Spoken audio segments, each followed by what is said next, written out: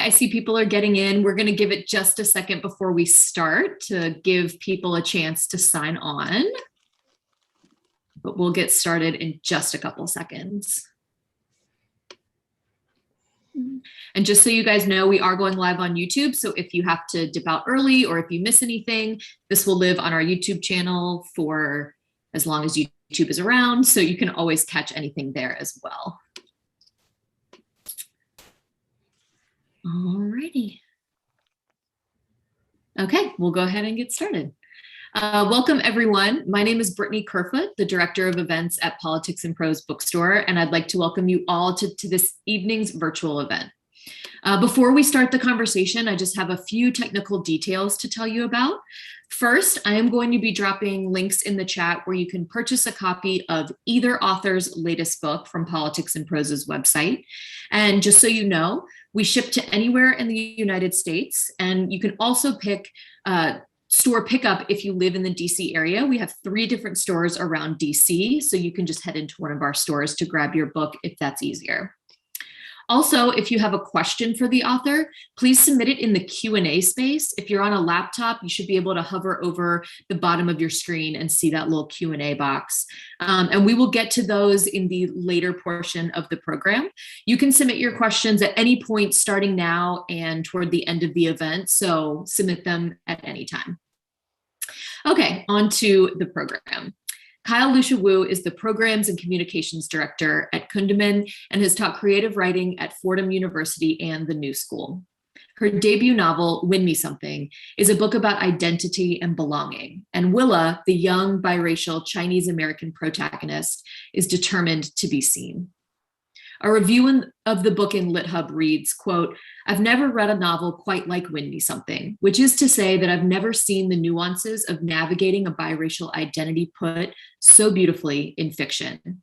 Readers will recognize themselves in Willa's loneliness, and they will feel that they are finally in good company." Wu is in conversation this evening with Rion Amilcar Scott, whose first book, Insurrections, won the Penn Robert W. Bingham Prize for debut fiction. His book of stories, The World Does Not Require You, received rave reviews from authors like Lauren Groff and publications like the New York Times Book Review.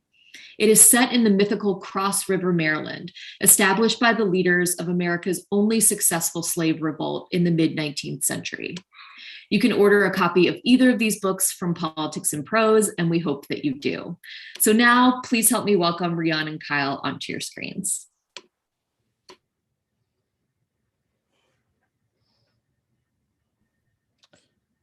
Hey, Kyle. Hi, Rion. How are you? Here. I'm excited to be here too. Excited to talk about your book. Thank you. Thank you. So, did you wanted to open with a reading? Yes, sure. So I'll read for a few minutes just to begin. Thank you so much, everyone, for being here, and I'm really happy to be here with Rion. I'm such a fan of both of his books, and if you haven't read them, you certainly should. So thank you, and I am going to just read for a few minutes from the opening of my novel. I didn't know what it looked like to take care of someone. I imagined that being a nanny meant watching a small person bounce her backpack home from school, microwaving chicken nuggets on a paper towel plate, and lying with an arm folded behind my head while the bright colors of a cartoon flashed. The intricacies of it hadn't occurred to me, that I'd have to snip her palms to discern the citrus scent of soap and scrape dirt from underneath her fingernails. How I'd end up eating a room temperature scoop of macaroni and cheese off her plate and raking lice shampoo through her soapy scalp.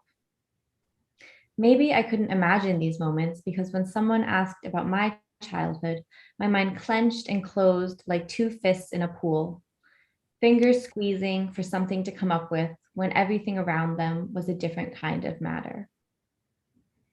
I had parents, I had siblings, I had homes, multiple or zero, depending on how you looked at it. I wasn't unloved, not uncared for exactly. It was cloudier than that, ink spreading in water as I tried to claim the words. If you're undercared for, but essentially fine, What do you do with all that hurt, the kind that runs through your tendons and tugs on your muscles, but doesn't show up on your skin? There were harder things in the world, hundreds of them. I floated silently through. It was a swampy day in early August when I interviewed with the Adriens. I stood in front of my window unit damply, asking the cool air to soak me up. I'd picked out my most conservative dress, but it had straps that I thought too flimsy for the occasion, so I dug out a whispery, pale yellow cardigan from the back of my dresser drawer. Something I bought on sale, thinking I might have a professional opportunity to wear it to. And now I did, in Tribeca at 2:00. I had only a muddy sense of why I was going. I sank into an orange seat and felt the train lurch forward at home in my unease. It seemed like I often sat still while the pieces of my life rearranged around me, my only job to be stoic and unmoved, to come up for air and readjust once they stopped shifting. But there was a reason for this interview, I reminded myself. A move out of one service industry into another, a change of hours from late nights working the bar or early mornings at the coffee shop to afternoons and early evenings, hours to make a life around. That appealed to me. The idea of opening my day up to something more, to echo the sleeping patterns of the rest of the city, to chisel out some vision for my future self, the hope that it might find me. The lobby held no trace of the heat wave. A uniformed doorman held open one of the wide glass doors and the glacial air urged me in. I told him I was here to see the Adriens. He walked me to the elevator and I stepped inside, wanting to stay for a moment before pressing the button. But then I saw him turn a key and press the number 5 before moving back into the lobby. After one short whoosh, the doors opened again and Natalie was standing in her entryway. Even though I knew they had the whole floor, I wasn't expecting to be inside their home so quickly. I stepped off the elevator, the sun in my eyes, and held my hand up like a visor. I felt the slipperiness of my underarms and elbows and backs of my knees prickled by the central air. The entryway had more floor space than my bedroom, where I walked 2 steps from bed to dresser to doorway. The living room stretched a million feet out in front of me with floor-to-ceiling windows wrapping around each side, a view of sloping buildings and looming silvery towers. There was a cream-colored sectional couch with space for 10 in front of a gleaming glass coffee table and a wide dining table past that with clear lucite chairs neatly tucked around the sides. The last family I'd worked for, the Ericksons, had not been this rich. Their apartment in Park Slope was much bigger than mine, but recognizable. It was a place where people lived, a place I could imagine myself into in some distant future where I'd learn to make correct decisions. But this home, the Adriens' home, I would have imagined a literal castle, a gold-walled Versailles, before this real-world counterpart, a living room the size of a basketball court in downtown Manhattan, that you could wake up and eat toast in a place like this. Thank you. Right. Yeah. Yeah. You know, I would agree with that that assessment about your book being one that's not like any others. I opened it and I kind of felt myself like sort of just falling into it. And in the whole the whole world, the whole concept sort of wrapping itself around me. And so that opening does a lot to to make that happen, to sort of set the mood. Um, when you were writing it, did it start that way initially? Because I know a lot of times, the writing of it, a lot of times writing it starts in one place and then everything gets rearranged. Was that always set? So actually where it started is still very early in the book, but I think it's chapter 2 now. Like the first scene I ever wrote was a scene where Willa was already nannying and she was sitting in the living room and that the elevator, opened up and one of the parents was there. And that was where I started the book. And so that was the beginning of the book for quite some time, because I think I just was always like, oh, this is the beginning. This is where it begins. And then I kind of backed up and backed the reader into it a little more. But that scene, so much of the book has completely changed. And it's interesting that scene is still really there, like in the opening, in the second chapter. Because I think there was just a lot there that I thought set up the book well. Yeah. So talk to me about the genesis of it. Where did this whole thing come from? Yeah. So it started, I was in graduate school when I started it, and I was writing more short stories at the time. I was kind of interested in doing, a linked story collection, because it seemed a lot less scary than writing a novel, which felt really like daunting to me. And I was writing a lot of stories, different stories, but kind of circling around families. Like I've always just been really interested in the dynamics of different families. But at the time when I was in graduate school, I also was working as a nanny. And I was not ever a live-in nanny for one family like Willa. I nannied for like several different families around New York. And at the time, a lot of my friends were also nannies. So it was like this shared experience we're all having, being inside these other people's homes and witnessing, their intimate familial rhythms. And so because I was already trying to explore all of these family dynamics, I thought it just made sense to me that they started to meld, and I started to place my characters there as well. So the things you were writing when you were in grad school, that all went into the book, that all sort of bent into the narrative? I think there's very little that was kept, to be like, very few scenes, but it did begin as kind of like a linked collection following Willa. And originally this section with the nanny was like one story, and there was another story of Willa like in college and like a Willa in high school, and then those kind of fell away. Yeah, a lot of people. I think I had that same idea that I wanted to write a link collection, and then that just it didn't work. It kind of fell apart when I got out of grad school. So, it's funny that the conception is that is easier, when I actually in retrospect I realized that's so much harder. That would have been so much more difficult than actually writing a novel. I think you're right. Yeah, I think you're right. But I also had the conception that it would be easier. Yeah. So, your book, like it, you sort of, jump around and bounce around in time. How'd you come up with that? How'd you hit upon that?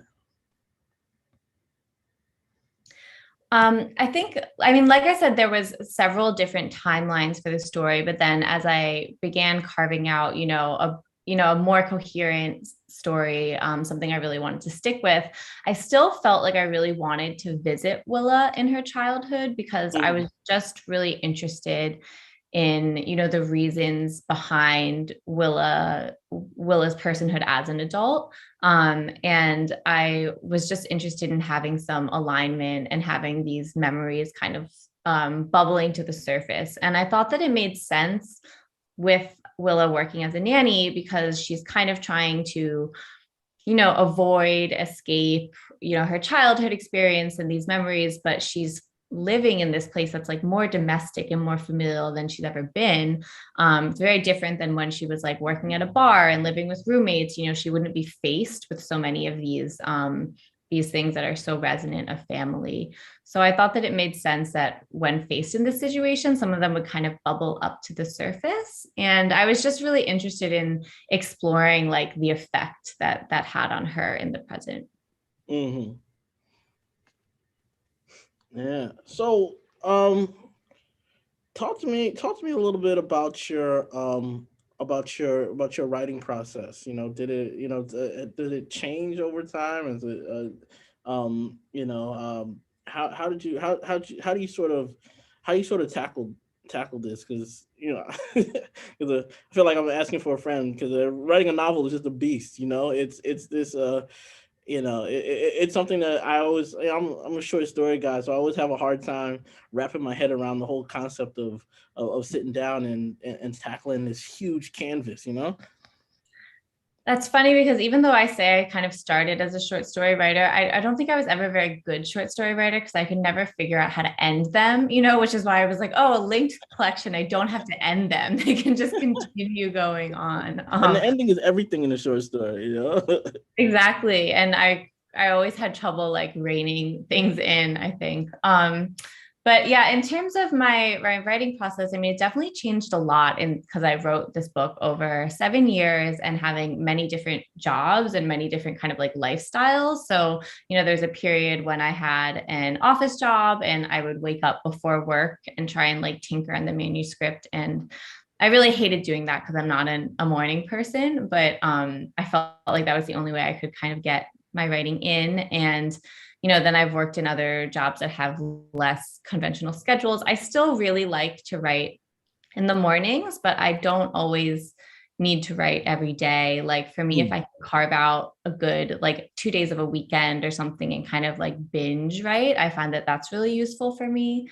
But I think in general, I've just tried to make my writing routine feel less like oppressive to the rules that I always heard I had to follow in order to write, like write every day and do your word count and put in those hours so that you're like a good writer. And that ended up feeling very suffocating to me. And I think as I saw like how many years it took and that ultimately like an extra year doesn't matter that much, but when you're younger, you really feel that pressure. Like, I really want to finish this. I really want to get it done. And then when you're on year 6, you're kind of like, well, what's another year? So that's been kind of helpful. So I think that my writing routine has definitely like relaxed a bit, but I'm always like happiest when I can write in the morning, and I like to get up and write by hand in my journal and then like move into working on writing on the perfect day. Yeah, all those the rules. I think, I think many of us they get drilled into us, and I think you have to come to a point where you realize like no one does it, no one writes every day. I'm not sure, what the impetus to make it feel like drudgery is, but I think you mature as a writer and you realize that this doesn't have to be drudgery. I can do it whatever way I want.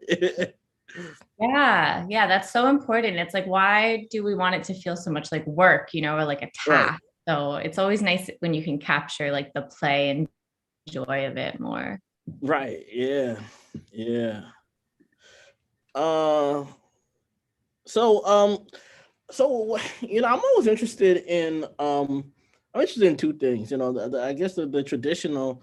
What did you read? What have you read that sort of influenced it? But so I guess this is 2 parts. The second thing I'm interested in is I don't think we talk enough about the other things outside of our reading that influences it, like the sort of ephemeral things, the just waking up and seeing a cloud or something, that's the those outside of reading things. Yeah, no, that's a great question. I mean, I think, well, in terms of, I'll answer like the writing, the books first. So obviously there were so many books that I read because it took so long, but a few of the ones that I feel like were really meaningful to me was Rowan Hoseo Buchanan has this novel called Harmless Like You. And I felt like her depiction of loneliness in that novel was kind of perfectly what I wanted to capture, which was this loneliness of being caught between 2 worlds, rather than being, physically alone, or, not having anyone around, but just this feeling of like being surrounded by people, but not knowing where you fit in relation to them. So that book was just really meaningful to me. And I read it like several times while writing. I also was really energized by Jenny Zhang's Sour Heart collection, which came out, which, I mean, my work is so different from hers, but I just was like, yeah, it's a great book. And I was just really obsessed with her, like how she depicted like this Chinese American girlhood in this way that was so alive and grotesque, but also earnest, and the love for her parents. It was just so beautiful. And I really, so speaking of like flashbacks, I loved the way that Garth Greenwell used one flashback in What Belongs to You in that second section. That was really inspiring to me as well. So that was something I read while I was writing, like maybe year like 3, and I thought that was really exciting. And then other, like outside of writing, I mean, yeah, so many things definitely inspire me outside of writing. Like I feel like a lot of this book is really inspired by the feeling of like seeing other people living their private lives in public and observing other people and thinking about like what their lives might be. You know, I spent all my time when I was writing this book, I was in New York. And in New York, you just come across so many people, and public life is really lived on the sidewalk. And so that really reminds me of this time of Willa and being here and like constantly observing people. You know, it's this peek into other people's lives that you don't always get in other cities, because you're always on public transit, because you're always on the sidewalk. You're always running into someone crying or someone fighting, or, you know, you really get to wonder about them. And then the last thing I think I'd mention is that, I mean, I was really inspired by a lot of work that was like not non-American, you know, non-Western. Like I love a lot of like Japanese fiction, you know, where Japanese fiction and translation, where I feel like the narrative is not as it's not as pressured to have this like big climax as you feel in Western fiction sometimes. And I feel like when I watch all of like Bong Joon-ho's movies, I love all of Bong Joon-ho's movies, and something I really like about his movies is that his characters are super ordinary. Like they're never this like special ordained person who like you're reading about them because they're very special. His characters are always kind of like these screw ups who you're just like following around, but you're incredibly like intrigued by them and on their side. And I feel like there's often this pressure to feel like your character has to be the most special person out there. And I just love like his insistent gaze on someone who's ordinary. And so I thought about that a lot in my work as well, because I felt like people often said your narrator has to be super, super special. And I was like, but ordinary people deserve stories too. Yeah. So a lot of people will have talked about you know, your depiction as you know, biracial identity.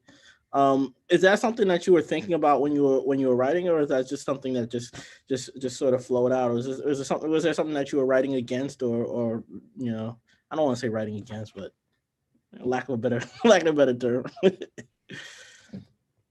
Yeah. I mean, when I started writing it, I really had not seen any other depictions of biracial identity. And I know authors now that I didn't know then who wrote, you know, before, well, that I could have found at that time, but I really had not seen them at that point. So it was something I really fumbled through, because for a time, you know, as a young writer, I wrote characters that had, you know, no race, which meant that they were white. You know, that's what people assumed, and me as well, because I struggled with figuring out how to write about a character who was like me. And then I also struggled with taking on a character who wasn't biracial, because I felt like I wasn't enough of an authority sometimes.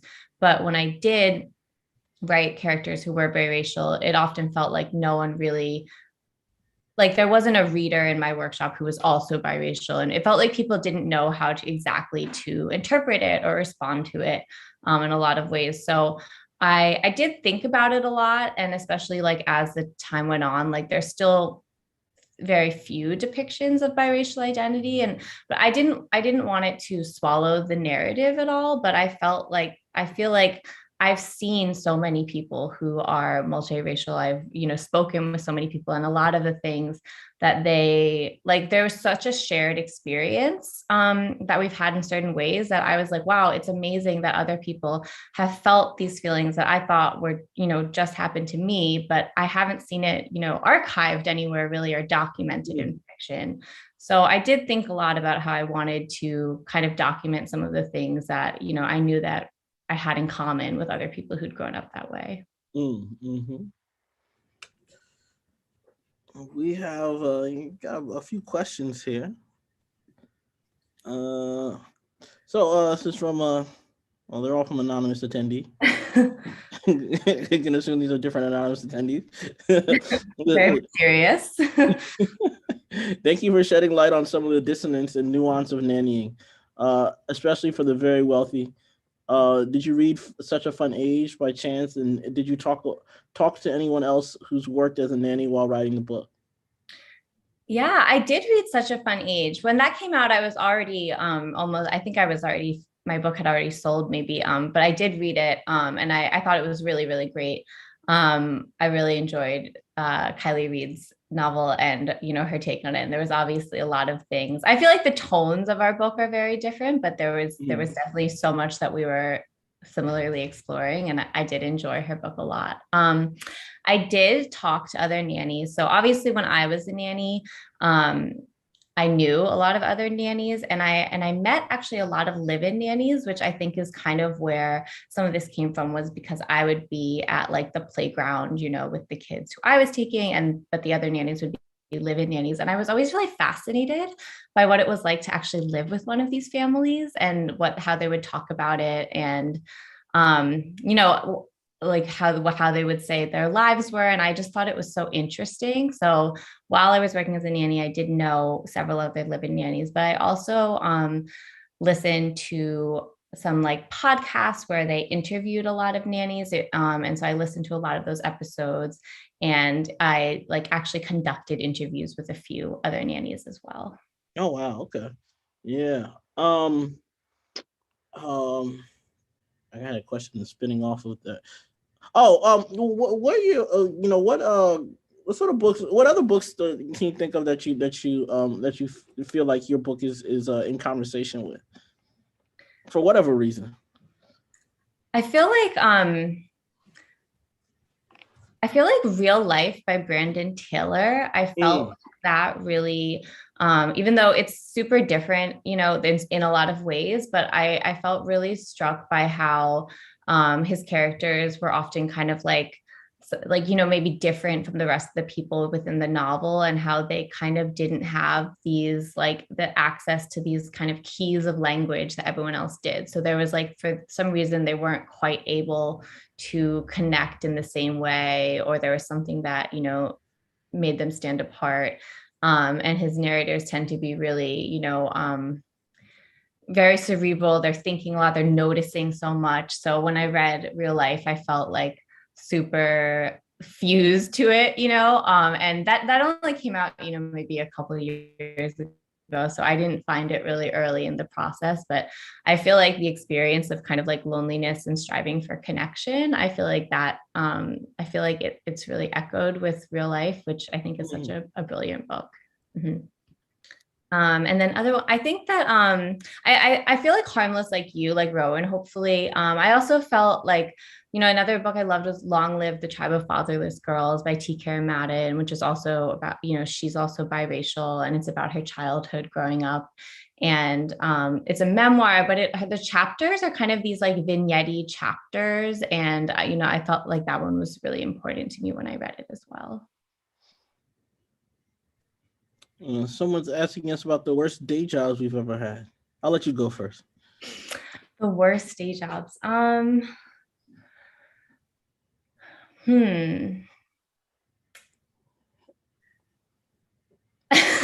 mean, so many jobs are bad in different ways. Yeah. I think that working in retail can be difficult. And I feel like maybe my worst job was when I worked in the shopping mall when I was like 17. And I worked in this like super corporate store and made no money. And people would treat me really badly. But I was also like 17, so I had no idea how to deal with that or process it. I think at a lot of my jobs, I've dealt with people, treating me badly, but also there's also been fun aspects to them as well. So yeah, I guess maybe the worst job was maybe at the mall. You enjoy nannying? I mean, nannying, I feel like all of the jobs are really complex, like there was a lot of times that I did enjoy nannying because I just kind of, there were days when I was like, okay, I'm going to my job and then I just get to walk, this really cute kid like around Manhattan, and it was like a beautiful fall day. And I would just like take them to their music class and get to like have a coffee while I waited and take them back. And I was like, this is actually really nice. I'm just like walking around like this beautiful city. And there were days that it was really nice. And there were days when it was, really tough as well. There were definitely days where it was very trying and hard. So it's always both. Did it change when you knew you were going to write about it? Like, you were writing about nannying while you were nannying, correct? Or no? Yeah, but toward the end, I like definitely started it. Mm-hmm. Yeah. Oh, yeah. For me, all day jobs, all day jobs are bad jobs. Oh man, my first job, I was sort of like a janitor in a warehouse, and I don't know, my boss thought I was stupid, so that was really annoying to me. Like, I was holding a mop. It's like, and I came to ask him a question, and before. He assumed what I was gonna ask him before I even got a chance to open my mouth. He's like, you have to put water on that. I was like, oh man, this guy thinks I'm an idiot. Yeah, I mean, jobs are bad in their own way. Like, I was a reporter for a couple of years. It was bad just because it wasn't a good fit for me. My last job was bad because it was just, I was teaching at another university, and it was bad just because it was so exploitive. I was teaching 4 classes, and the teaching aspect is good, but just the environment. So things are bad for any number of reasons. Anything as bad as taking time away from my writing. Yeah, all jobs are bad. Basically. All right, anonymous attendees on a roll here. I'm really struck by Willa's desire to finally have a job that aligns with the rest of the world's work sleep schedules. Do you share some of that longing, or do you enjoy making your own schedule? I hated it when I worked a 9 to 5 and I was aligned with everyone else's work and sleep schedules, especially because I only got a 9 to 5 job when I was like 25 or 26. And before that, I had always worked at a restaurant. And then I only stopped working at a restaurant because I went to grad school and I started nannying, which is, the hours are less late than at a restaurant, definitely, but still not like 9 to 5. And it was, I couldn't believe how terrible it was to commute to the office at 8 a.m. With the rest of the world and how you would just show up so completely crushed by the defeat of getting there, and how everything was crowded all the time. I always have side of the work schedule. But it obviously has drawbacks too, because when you do work at a restaurant, your nights off are not the same as everyone else's, and you cannot go to birthday parties or, things like that. They're on Friday, Saturday nights. But yeah, I work at a nonprofit now where my schedule can be kind of flexible, and I also work remotely, which is nice. But yeah, no, I like having a more flexible schedule for sure. Is that one of those moments where you're writing it and you're intentionally writing the opposite of your feeling to distance yourself from the character? I think that I just thought that Willa didn't know what it was like to have that kind of schedule, so I saw her coveting it. I feel like there was a part in youth where almost everything you don't have could be appealing. When you just look at a job that you haven't done and you're like, but that's probably amazing. And so I just kind of felt like anything that was not what she had probably looked appealing to her. So I could just see her thinking like, I've never been able to do this, so maybe it'll make my life better. All right. Is there anything that you learned about yourself or about your writing process from working on Win Me Something that will influence your future work? Anonymous attendee is so smart. Yeah. Is this all just one very smart person? Yeah, I think that, I feel like I learned so much working on Win Me Something because it was, it was my first book and it changed so much along the way. I think that what I think about the most is that when I started writing it, I was really focused on character and voice. I was just really focused on Willa and how I wanted to bring her as a character to life. But it took me a long time to figure the structure out, along the way, because I didn't have this super intentional, strong idea of how the book would be structured. Like that really came later. And that was tough. And it took a lot. It took a lot of rewrites, because you can't just write 200 meandering pages, so I did have to really think super intentionally about like what I wanted to say and how the structure would complement that. So I think that like for my next project, I'm thinking about this, I'll be thinking about the structure, more intentionally and sooner in the process. So I think I just learned more about, like intentionality in the narrative and how to shape it, or I hope I did, we'll see. Yeah. Yeah, it's always interesting the way the things that you learn apply to the next project, because it's always never, it feels like it's never the way you expect it. It's never like it's straightforward, because the next project is often just feels so different, I don't know, that's how it is for me. Have you started your next project yet, or you? I did kind of start another project, but it was really early, but it was, I did kind of start what could be, the next novel, or it could not, we'll see. But I haven't been able to work on it for, about a month or two, because I've kind of been doing so much, like interview things for this novel that I just kind of had to set it aside. But I did have I had a seed, which is great, something to return to.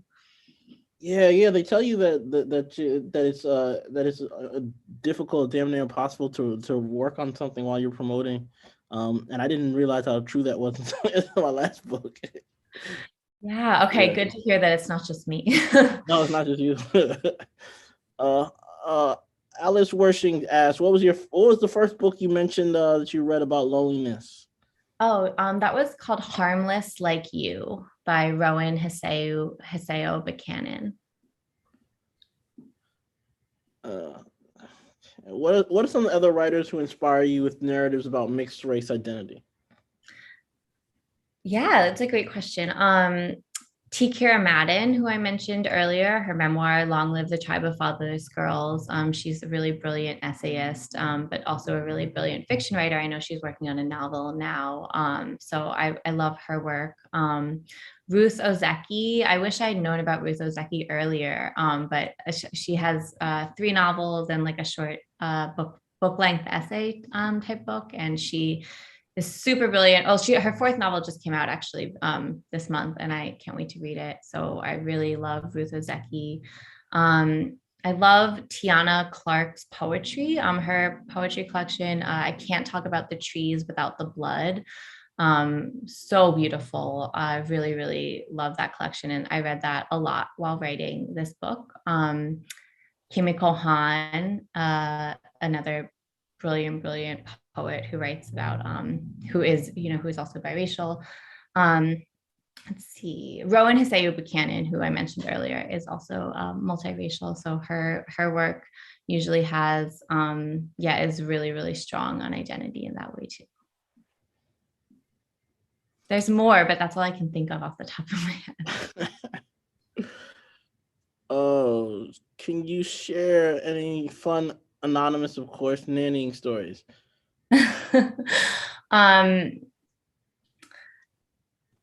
Yes. I mean, the fun stories are always the bad ones, right? But they weren't always bad. A lot of the kids were very, very cute and wonderful to be with. I did, meet live-in nannies who, in the book, were like, oh, the father never checks his wine cellar. I drink wine there all the time. I just go get wine from his wine cellar. They don't care. So I did meet a lot of nannies who had little stories like that. I did once, babysit for someone who was really, really, he just was sweet, but would turn, kind of in a tantrum way. And when he was happy, he would be like, oh, I would buy you like any gift that you want when I get older, because I'm going to have a lot of money. And I was like, oh, okay, thank you so much. But then when he was mad at me, he would say that I would be like really poor when I was older. Oh. And he would like taught me about like about these money things. But he was usually very sweet. Oh. There's another one from Alice Worshing. Do you have any writers who are writing about Chinese Americans in the same type of coming of age, finding yourself theme? Yeah, and I see that you say your daughter is a young adult adoptee. You know, Nicole Chung wrote a really beautiful memoir about being an Asian American adoptee. So I would recommend that. In terms of like a coming of age story, I think again I would maybe say T. Kara Madden's memoir is, you know, I see that as that's definitely a coming of age story. And let's see, other coming of age stories. I might have to think on it a second. Harmless Like You, I think though is also a coming of age story. I think that one would fit under that as well. Sorry, I keep saying the same books, but I just really think everyone should read them.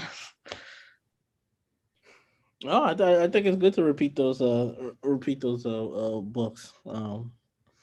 So did you have a specific audience in mind when you wrote this novel? I think that there was a part of me that definitely wanted to write to someone like Willa, who, you know, obviously shares like my demographic, only because I hadn't seen any stories about someone in my demographic, and I felt that they were there. And I, you know, I've worked with like Asian American youth, and I saw a lot of, you know, a lot of multiracial or Asian American adoptee, or just, you know, kind of complicated identity Asian Americans coming up and, you know, having the same thoughts that I'd had. So I was really hoping, you know, to kind of contribute something that spoke to them, to someone like Willa. But in the same way, I just really wanted to write about being in between things, because it's not just about Willa, you know, being biracial, but also Willa being from like a blended family and having these other reasons why she feels between identities. And I think, and I felt like there were a lot of people who feel that way for many different reasons, you know, outside of race as well. So I was just kind of interested in speaking to anyone who felt like they had been like caught in between and they weren't able to be neatly categorized. I think we touched on this. So what plans do you have for future work? So I guess that could be outside of, you mentioned you started a novel, but I wonder if there's anything else that you're working on.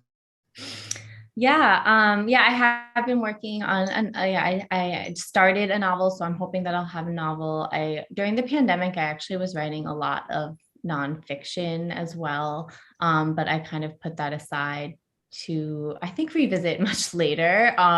It was interesting because I was in this stage in the pandemic where I felt like I could really access it and write about it. But then when I looked back, it just felt really vulnerable and I didn't feel able to like go back in. So maybe in the future. But I've also been working on a children's book. Nice. So yeah, that's been really fun too. So what stage? It's like, I feel like I can't talk about it yet. Okay. I want to come back to the pandemic writing, but I'm gonna go back to this last question. If anybody else has any questions, please go put them in the questions box. Is loneliness a theme you'd like to continue to explore, or something that will always be part of your work, or would you like to move on from it? I like that question. Yeah, that's a really good question. I think that this book was kind of explicitly, you know, about loneliness. And I think that loneliness will probably always exist in my work, because I think loneliness has kind of always existed in my life and in so many different situations in it, and not in the typical way you might think about loneliness. But I think that there's so many ways in which being outside of like society's dominant narrative can manifest in loneliness. And it's not always in this way of like, oh, I don't have a partner or a friend. It's just like this way of it's lonely to not maybe see yourself or see a place for yourself, or to deal with all of the things that, that happen to people you love, around you. So I think that loneliness may always exist, but in terms of it, well, it may always exist in my work. But I think that when I write something else, I'd also like it to be more populated by like different characters and different people. And in that way, I think we'll feel less, less dominated by loneliness, like in a through line, the way I think When Me Something, being just about Willa, feels more explicitly about that. Yeah, I think loneliness. I mean, there's so many different facets of loneliness you're touching on, as you touched on here. I feel it just feels like um such a I mean, it's such a touchstone for literature, and such a place to keep going back to. I think. But I want to ask you, we pretend like the pandemic is over, but of course we know it's not. We were just sort of in a different stage of it.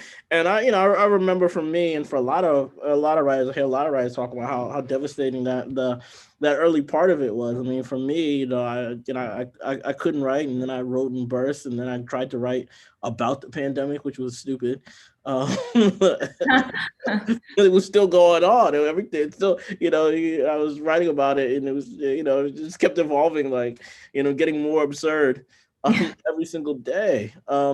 So how did it affect you as your writing? Again, for me, it was like a lot of emotional upheaval, and which made it difficult. So how did it affect you? Or how is it affecting? Because it's not over. Yeah, no, I mean, it's definitely not over, but it's evolving for sure. I think that what's interesting is that, this book, I mean, I wrote the book obviously like before, the pandemic started, but all of the publishing process has happened in the pandemic, which is kind of interesting. Like I sold the book in the pandemic, we sent it on submission in the pandemic, and I edited it all through the pandemic. And so because of that, though, like I did feel like the project had it was nearing like completion by the time the pandemic started. So I was feeling like a little bit unrooted from it. Like I'd worked on it for so long, but I felt like it was, it was nearing completion. And so I was kind of like a little bit, in terms of writing, I was flailing a little bit in terms of like, I didn't know what to do, because I'd worked on this project for, 6 years. And so I always knew where to go, which was to this same, Word document. And so I was like, what should I be working on now? And that's when I actually started doing, the morning pages, like the writing 3 pages, right when you wake up thing that I think it originated in The Artist's Way. And so I started doing a lot of like handwriting and journaling. And that was actually, it was kind of nice, because I didn't feel like I had as much of like a target, like, oh, I'm going to work on these scenes, or I'm going to rearrange the structure. Sometimes that came in and out during the pandemic, because I was like, oh, I had notes from my editor to attend to, but those were always like assignments. So they were a lot clearer to me. And what I would be working on was always a little bit less clear.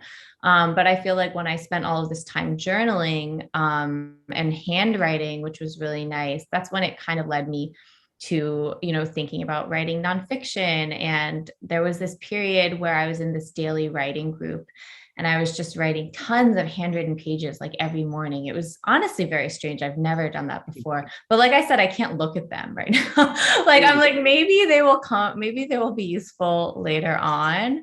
And yeah, I mean, I definitely also went through a real periods of just being totally unable to work, and also being like, my novel really doesn't matter right now, and I'm not going to work on it. And like, this just isn't the most important thing going on like in my life or the world right now. So there was a lot of periods where it felt really minimized in my life. And I also feel like that's healthy, so that's fine for me.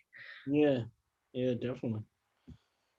Uh, you have one here. What trend in contemporary fiction excites you? Breaking the fourth wall, including new forms of language like text, emoji, syntax, playing with timelines, etc. Oh, that's a really interesting question. I feel like I don't know what the trends in contemporary fiction are somehow. The first thing that comes to mind though is Ming Chang's Bestiary. And she does, which that book is like, I feel like in its own class of invention. And there she does something really she uses footnotes in a way that I've never enjoyed seeing footnotes as much as I have in her work. And she also has a flash fiction story that's told almost entirely in footnotes. And in Bestiary, it's narrated by several different characters, and then the footnotes come in, and they're just like the voice is so strong in them. So I think the first thing that comes to mind is like footnotes aren't exactly a new trend, but the way that she uses them just breathe such life into it.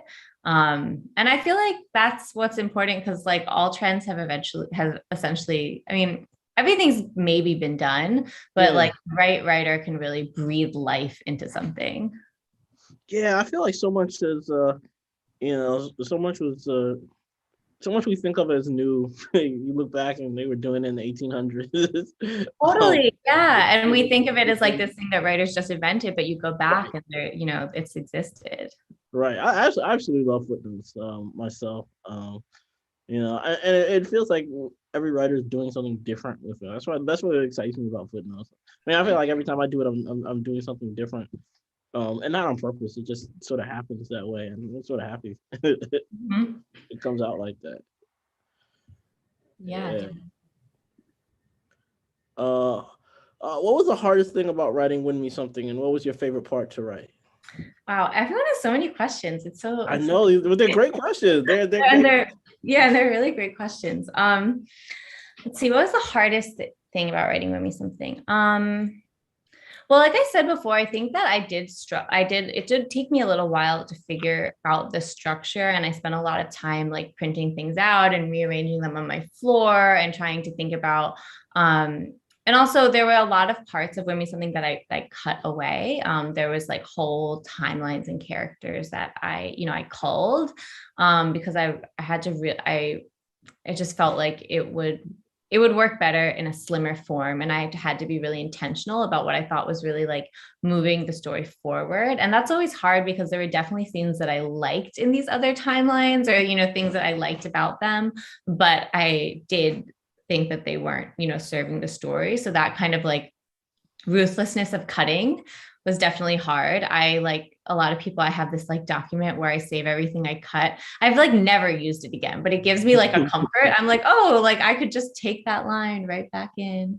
So I think, yeah, the cutting, the editing, I had a really great editor at Tin House who helped me make a lot of these cuts, which I had kind of wanted to do before I sent it out, but I think I was a little too scared. So it was nice to have someone who kind of like co-signed what I wanted to do. And then what was it also like, what was my favorite thing? Let's see. Yeah, what was your favorite part to write? Oh yeah. What was your favorite? I think that I really liked writing the party scenes. I had fun writing like the dinner table party scenes where there was like lots of people with kind of different different motivations and different perspectives clashing. I think, maybe because I have worked a lot of like service industry jobs, I've just seen a lot of these conversations where there's so much subtext, everyone's experiencing it really differently. And the people who are maybe saying these things like have no idea how the other person is receiving these words, / they're not thinking about it. So I think I really enjoyed writing these scenes where a lot of people from like different places are all coming together and talking over each other. And I also enjoyed writing the flashbacks, because I allowed myself to write those in a slightly different tone, because it was like they're usually a little shorter and sometimes a little dreamier, and that was really fun too.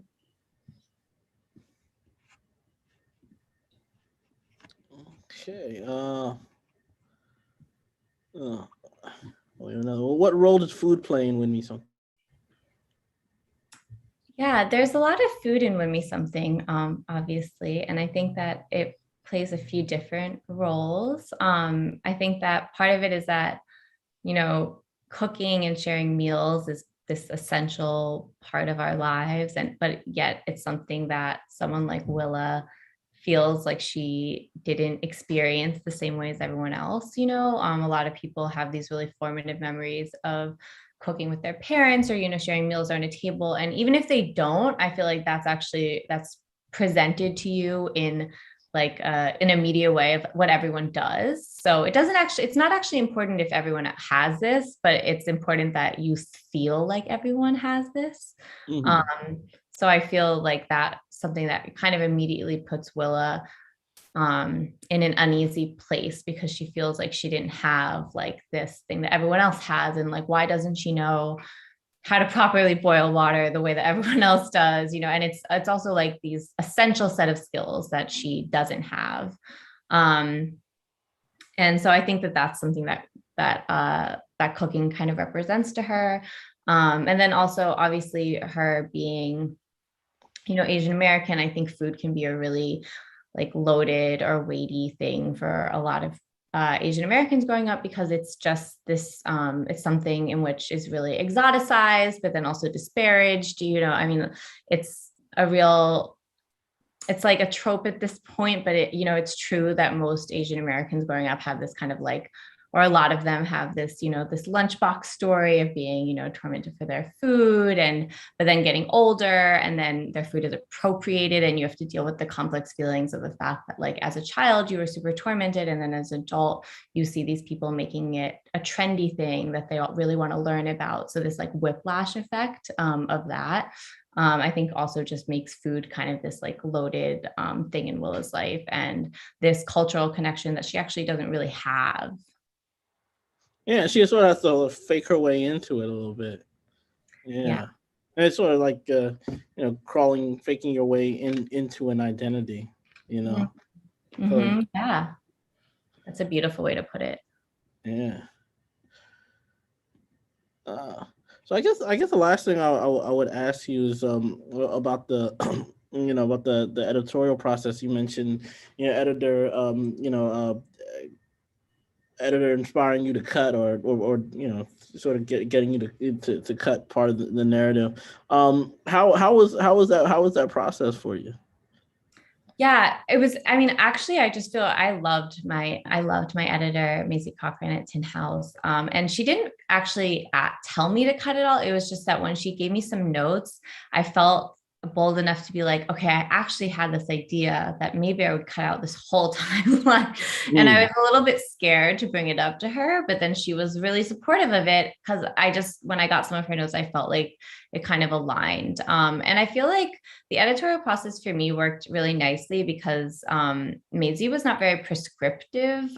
She spoke more about, larger, more abstract ideas and ways to make the narrative stronger, rather than being like, I think you should add a scene about this, or like maybe like this chapter should be cut. And because she kind of was able to speak to me about it in a way that felt expansive, I felt I had a lot of agency. And I felt like I could really use my intuition and instinct in a way, because I kind of felt like she trusted me to make these decisions. And that was really useful to me. Sometimes, like, I feel like it just made my instincts feel really validated. And I enjoyed having, I really enjoyed having feedback, especially after working on it by myself for so long. I loved having editorial feedback, but I think it was also really important to me that I felt like I had autonomy as well.